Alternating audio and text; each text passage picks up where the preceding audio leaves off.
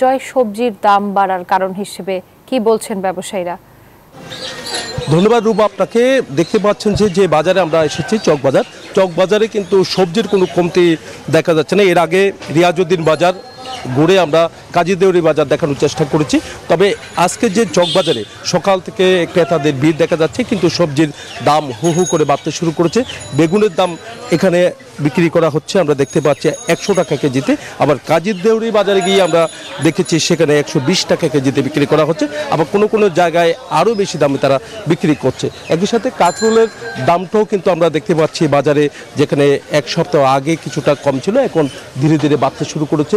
বরবটি বিক্রি করা হচ্ছে 100 টাকা কেজিতে বিক্রি করা হচ্ছে। একই সাথে কাঁকরোল 60 থেকে শুরু করে 80 টাকা কেজি পর্যন্ত তারা বিক্রি করছে। কাজী দেউরি বাজারে আমরা দেখেছি 100 টাকা পর্যন্ত তারা বিক্রি করছে। পটলের দামও অনেক কম ছিল, এখন সেই পটলের দামটা কিন্তু অনেকটা বেড়েছে। আমি একটু কথা বলতে চাচ্ছি, সবজির দাম এত বেশি বর্ষার মৌসুমের কারণে একটু উত্তরবঙ্গে যে সবজি আসে এগুলোর দাম একটু বেশি, ওখানে কম হওয়ার কারণে চিটাগাংয়ের সবজির দাম একটু বেশি, ক্রেতা বেশি, আপনার ক্রয় করতে হয় আমাদের বেশি, বিক্রি করতে হয় বেশি। এই কাঁকরোল হলো 80 টাকা, পটল 80 টাকা, বেগুন 100 টাকা, বরবটি 100 টাকা, এরকম। কাঁচামরিচ 160 টাকা।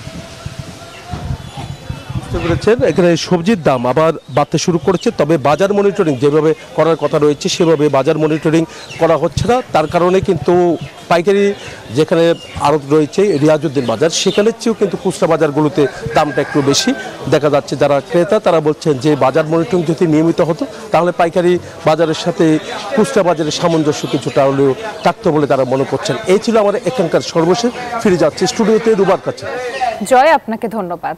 বান্ডেল থাকলে প্রতি সেনমানিতে টাকা বাঁচবে। বিকাশ সেনমানি বান্ডেল কিনে জিতুন প্রতি লেনদেনে।